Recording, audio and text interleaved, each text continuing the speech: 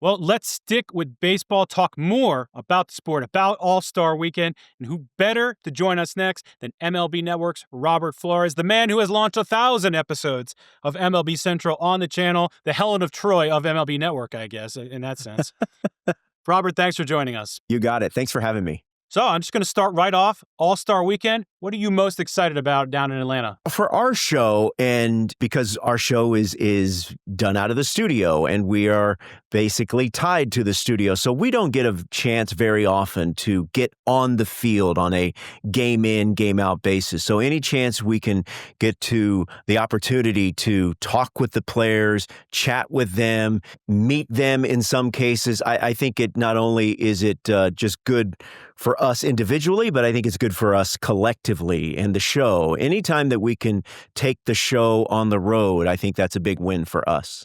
All right, so out on the road in Atlanta, Robert, does the All-Star Game still have the juice it had 10, 15, 20 years ago? I think it does because two things. One, I think the ratings are of all the All-Star games, I believe that the Major League Baseball All-Star Game is still the highest rated. But the other thing, and maybe most importantly, is the game itself, the All-Star Game itself, what is shown and seen on the field most closely resembles the actual game. It's most closely resembles regular season, postseason action that our fans see. No disrespect to the other sports, but sometimes you do lose the competitive edge in some of these other. You saying there's no defense in the NBA All-Star Game? How dare you? I was trying to politely. I'll be the one who does it, I guess. Yes, your words, not mine. But I think that it most closely resembles what we see on a nightly basis. And the other thing is, selfishly, as a kid that grew up in the 1970s, I love the fact that the league is going back to the players wearing their regular season traditional uniforms. In the past few years, it was the American League uniform, the National League uniform. Well, now the players are going to go back to wearing their regular uniforms, which I think is just a great visual. I used to always love seeing all the different uniforms on the field at the same time. So I love that they're going back to that. And I think it helps you identify a lot of these young stars like, oh, that's that guy from that team. He's not just wearing, like you said, an NL or an AL jersey. It helps me know who these players are beyond just they're on my fantasy lineup. Oh, absolutely. The casual fan isn't loyal to the American League or the National League. They're loyal to the players and the teams. And so I think that's a good move as well. But jumping to a different property, Robert, can the MLB draft make a jump in interest among those casual sports fans? I think it already has. And I think what is also helping, and I think why there is room for growth in that department, is that we're seeing players get to the big leagues quicker than ever before.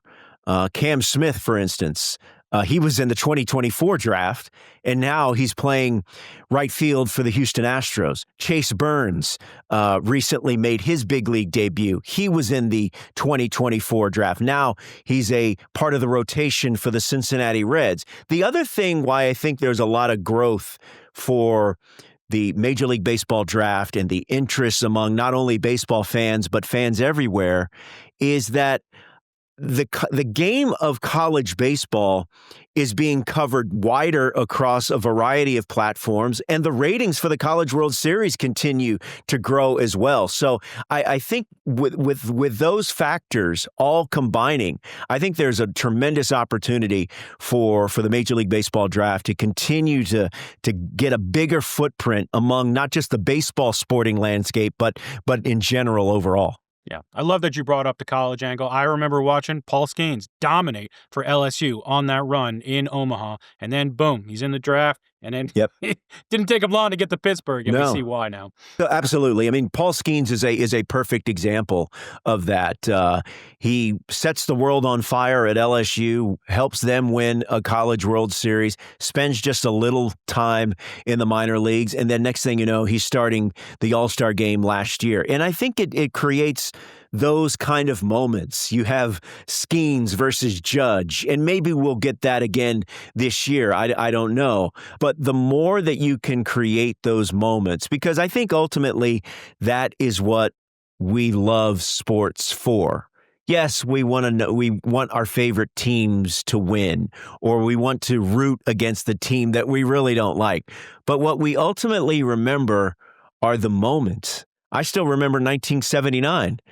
Dave Parker, All-Star Game, Seattle. He throws out two people, one at third base and another at home plate. And so it's those kind of moments that I think baseball has always done a really good job of creating and building. So, Robert, I alluded to it at the beginning of the show.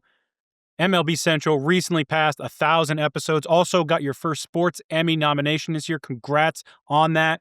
How does the show continue to have the success that it has? I think it's a simple word. It's chemistry. We are lucky enough to have Lauren Shahade and Mark DeRosa and myself. We enjoy being around each other. We're going to have a great time at the All-Star Game, and probably some of the biggest laughs we'll have will be at dinner or, off the set. So we enjoy being around each other and we respect each other. But maybe the most important and the part that doesn't get publicized enough is the work that is done behind the camera and behind the scenes. I've had the opportunity throughout my career to be a part of some really cool shows and be on some flagship shows and do some really cool things. But working on MLB Central has been one of the bright spots of my career. I have a great time. We're not on year round. We're only on during the baseball season and hopefully through the postseason again this year. So when the season ends, there's a little bit of sadness, and when the season begins, it's almost like coming back from summer vacation and seeing your friends on that first day of school. But the part that is most important, I think, is the support that we get behind the camera and behind the scenes. We have a tremendous research staff. We have great producers and coordinating producers and directors and technical directors and editors. And what I love is the camaraderie and that they're all pulling the rope in the same direction. We all want to do good TV, and just because we're on air, just because us three or whatever analysts are on air, it doesn't mean that we're more important than everyone else. It all takes everyone doing their job and pulling in the same direction. And luckily, we have that on our show. What do you think makes MLB Network perhaps one of the most stable of the league-owned networks? The support has to be there from the league and the owners, and thankfully we enjoy that. That's where it starts. If you don't have that, it makes it very, very difficult. And you guys know it's a challenging time across media. It's in some ways an exciting time, but there's also a lot of uncertainty. The second reason why we're successful is because we're constantly creating content. It's not just the content that you see on the linear TV network. It's on social.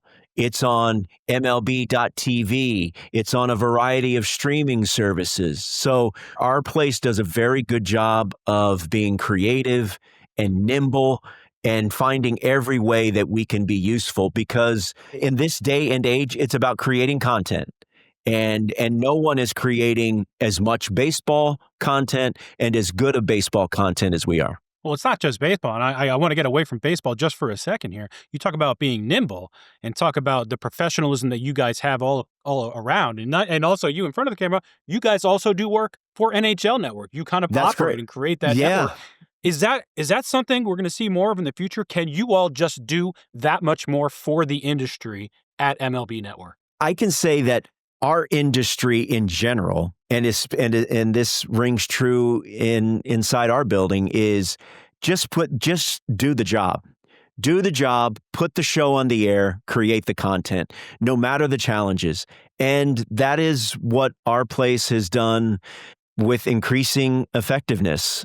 You want to have us do content for another network? Yeah, sure, bring them on. We do have some hockey-specific personnel in Secaucus. There was some breaking news in the NHL a couple of weeks ago when the players and the owners decided that they were coming to agreement on a new CBA, and and I had to pitch in and toss to the news conference. It wasn't heavy lifting, believe me. I mean, ultimately it's just TV, but it just speaks to the overall theme of the people that work in that building is just put the product on the air, do your job, and make it be the best it can. You guys are really taking this utility player thing very seriously. Yes, that's right. We have a whole bunch of utility players. We're like a whole bunch of Ben Zobrist there in Secaucus. All right, I'm going to bring it back to baseball. There's been some noise. I guess Rob Manfred's interested in making July 4th kind of like this MLB holiday akin to what the NFL has on Thanksgiving or what the NBA has created around Christmas. Is that a good idea for MLB? I think so. Anytime that you can, and the commissioner has said this, one of his missions is to try to find ways to make a long season, 162 regular season games plus the postseason. How do you make some of these days or games stand out? And I think you're seeing that with the Bristol Motor Speedway game, the Reds and the Braves, the Little League Classic. In the past, we've been in London. There have been games in Mexico. So I'm sure that the league would like to continue to find ways to be international and have a big footprint worldwide, not just in the U.S., not just in the Latin American countries, but all over the globe. What is more American, really, if you think about it, than Major League Baseball? If you can find a way to make July 4th, from a baseball perspective, even more special, I think it's a great idea. America's pastime. That's it. So there's so much talk out there, and Austin and I talk about this all the time, but the future of MLB media rights. And your former employer, ESPN, is a big topic of conversation there. Is baseball still a good place nationally, or has it gotten too local or regional? I think it's in a great place. You look at a variety of factors. One, attendance is up league-wide. Ratings are up on a variety of platforms, including the outlet that you just mentioned. Streaming numbers are also through the roof. So I think baseball's in a great spot. I'm not sure where things stand with the current negotiations, but I know Commissioner Manfred had expressed some interest about making an announcement sometime at the All-Star game. So hopefully that's in the cards. But if not, I think Major League Baseball is in a great spot for the factors that I just mentioned, but also the game itself. When you look at the rule changes, the pitch clock, the bigger bases. Also, the game is younger. Pete Crow Armstrong is one of the most popular players, one of the most popular athletes in this country among young players. Ellie De La Cruz, Ronald Acuna Jr., Aaron Judge. I mean, there's superstars everywhere.